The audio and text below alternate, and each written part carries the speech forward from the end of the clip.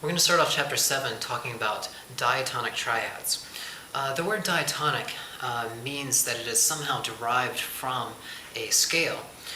And we've talked a lot about chords, we've talked about a lot of triads, and what we're going to find out in this chapter is that certain chords work better in certain keys than others. And that's where diatonic triads come in. If you're in the key of C major, for instance, then you're going to be using notes that are from the C major scale to create diatonic triads. Likewise, if you're in the key of G major, you'd be using notes that are in the G major scale to create triads.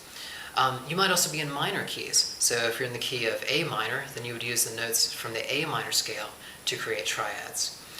Let's take a look and see how this works.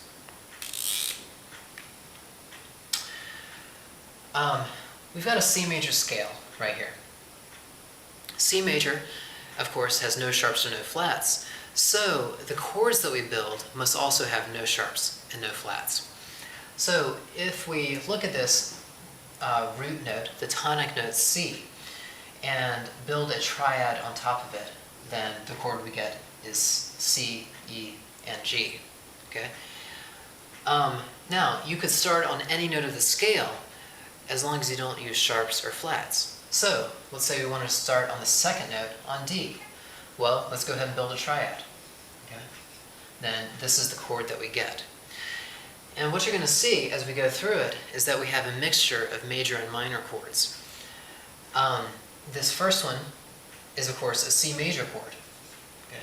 But the second one, D, F, and A, is a minor chord. Okay? Let's continue up. If we build a triad starting on the third note, then we have E, G, and B. That's also a minor triad. And then the fourth is F, A, and C, and that's a major triad. Fifth, G, B, and D is major. Sixth, A, C, and E is minor.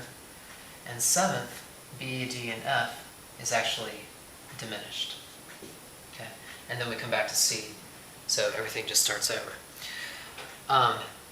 So these are the chords that we can build using the notes that are in the scale. No sharps and no flats. Okay? If you're in the key of G major, though, we've got a scale. We have one sharp, an F sharp.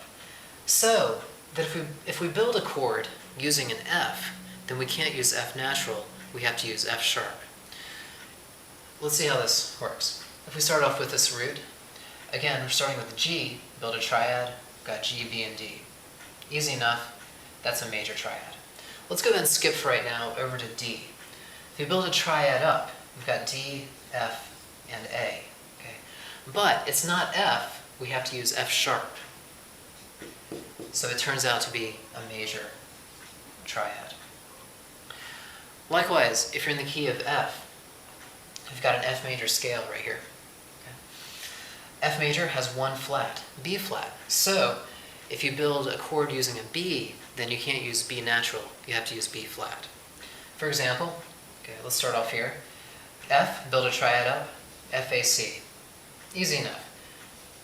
Got an F major chord right there. Okay. What about this second note though, G? Let's build a triad there. We've got G, B, and D. But we don't use B. We use B flat, and therefore we create a G minor chord. And what you'll notice is that if you build triads on every degree of the scale, no matter what key you're in, it follows a pattern. Major, minor, minor, major, major, minor, diminished. So, in other words, if we take a look at this right here, we've got A, C, and E. That creates a minor triad.